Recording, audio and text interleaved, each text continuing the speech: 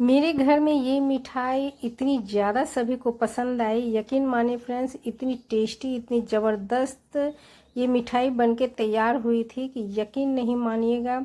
घर में ही पड़े सामान से आपकी ये मिठाई बनके तैयार हो जाती है। जितना ही खाने में ये टेस्टी लगी है फ्रेंड्स, उतना ही बनाना आसान है, बिल्कुल आसान है। तो चलिए बनाना शुरू करती हूँ। मैं सविता आप सबों का स्वागत करती हूँ अपने चैनल पे। इसके लिए देखिए, 1 चम्मच यानी कि बड़ी चम्मच से मैं 1 चम्मच दही ली हूँ। इसे सबसे पहले अच्छे तरीके से फेंट लेना है, बिल्कुल स्मूथ कर लेना है।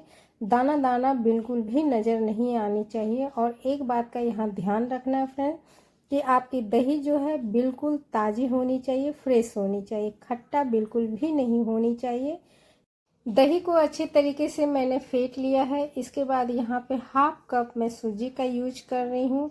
वहीं पे मैं 1/4 कप पानी का यूज कर रही हूँ।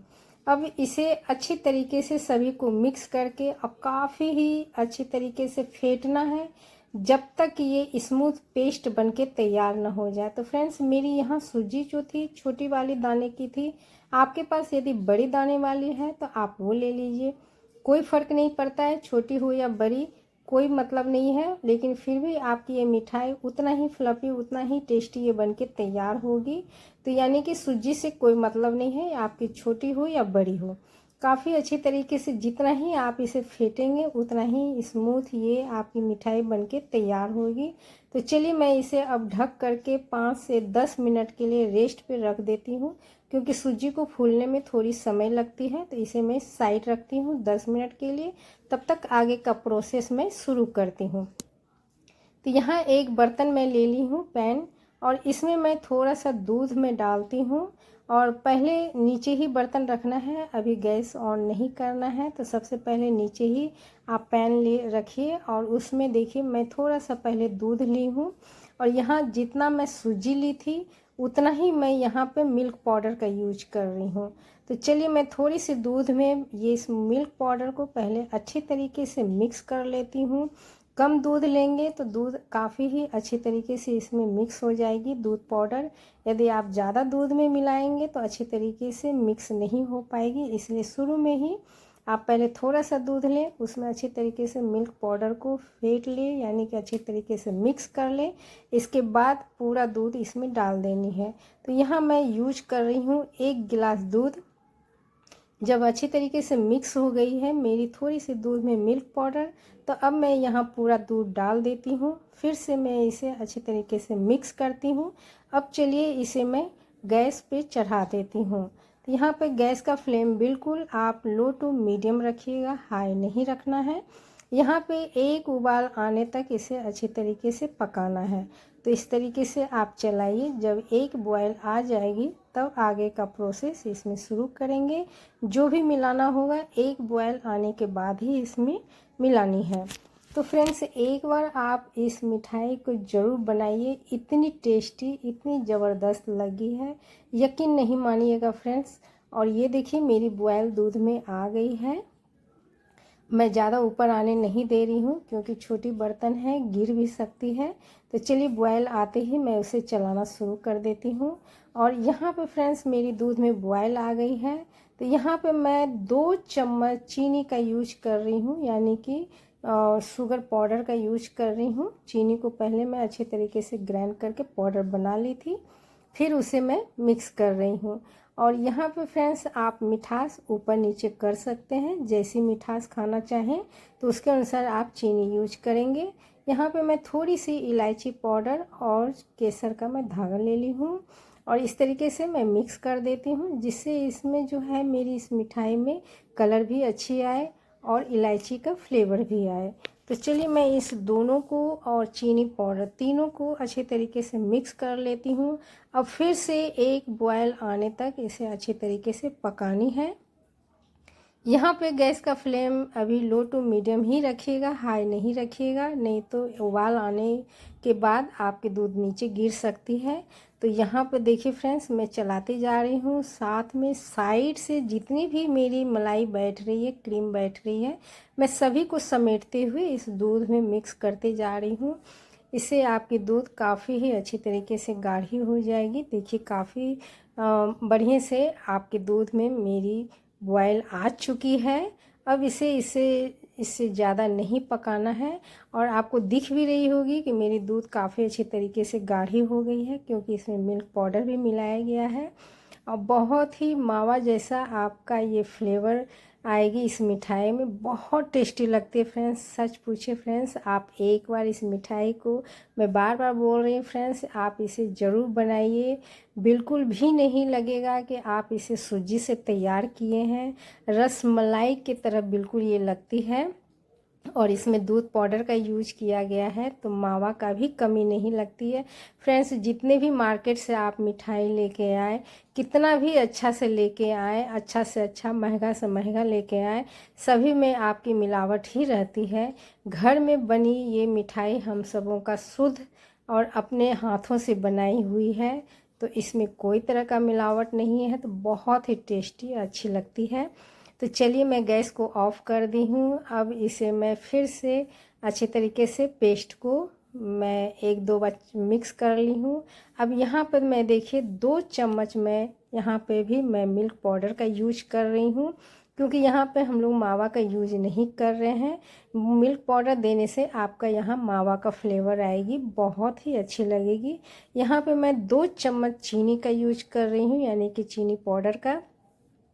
और इसे भी अच्छी तरीके से अब मैं मिक्स करती हूँ, और इतनी अच्छी तरीके से फेंटना है। पहले मैं सभी को मिला लेती हूँ, इसके बाद फेंटना शुरू करूँगी।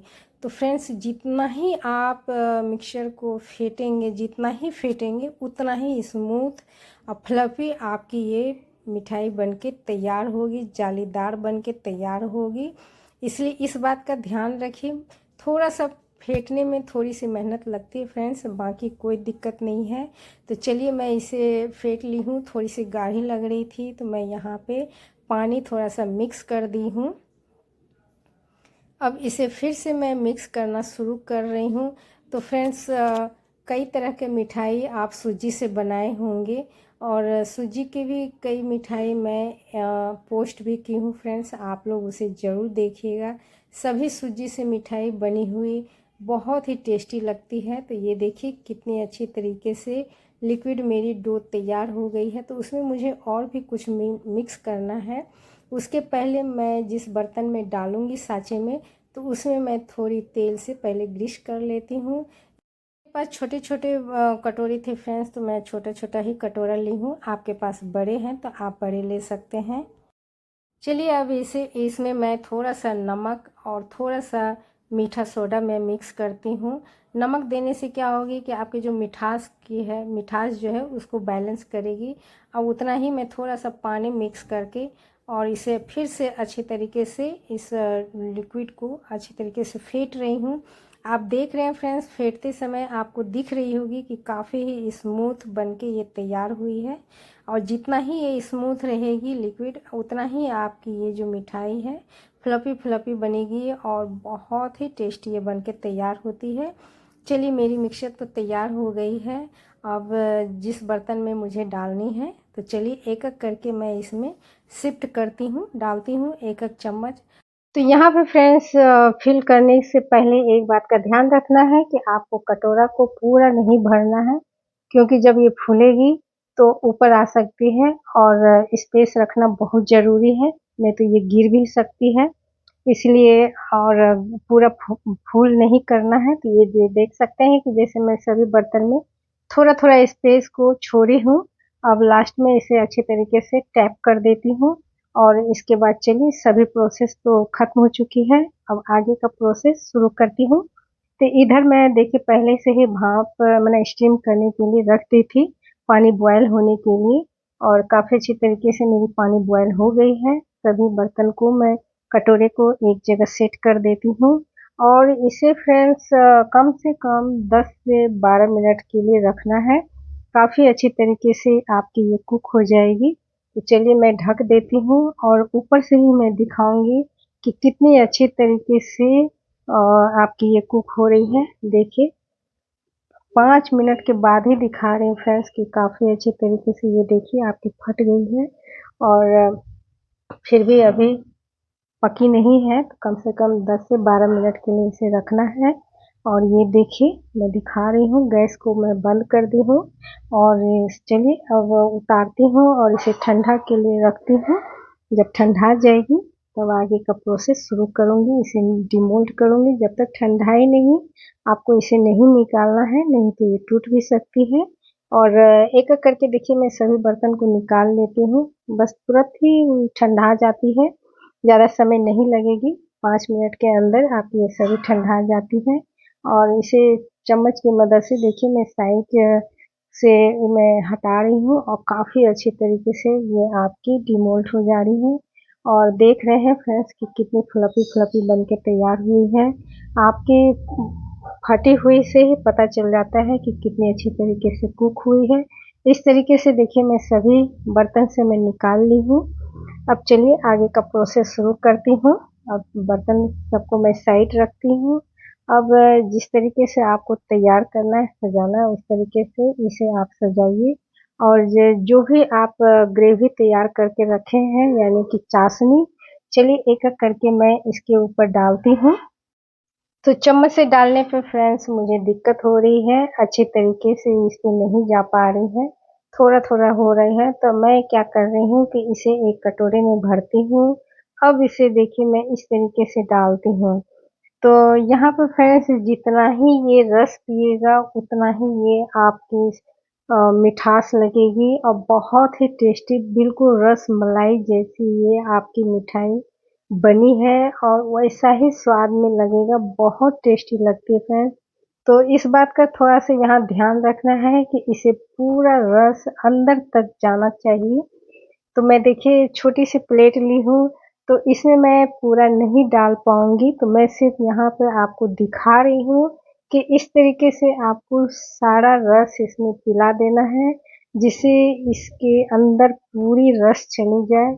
और रहा सजाने की बात, डेकोरेट करने की बात, तो आप इसे जैसे चाहिए उस तरीके से आप डेकोरेट कर सकते हैं। तो यहाँ पे मैं सिल्वर फॉइल से सजाई हूँ और केसर भी दी हूँ। साथ में फ्रेंड्स मैं इसे और भी चीज़ से सजाऊँ, यानी कि जितना ही आप सजाइए उतना ही देखने में अच्छी लगेगी, लेकिन जितना ही ये रस पिएगा अंदर तक उतना ही ये टेस्टी खाने में लगेगी। तो इस तरीके से देखिए फ्रेंड्स मैं इसे एक गोल बर्तन में ली हूँ और पूरा रस के अंदर मैं इसे डाल दी हूँ, शिफ्ट कर दी हूँ। तो देख सकते हैं इसमें क्या होगी कि काफ़ी अच्छी तरीके से ये जूसी जूसी हो जाएगी मेरी ये मिठाई और काफ़ी अच्छी तरीके से सभी रस पी लेगी।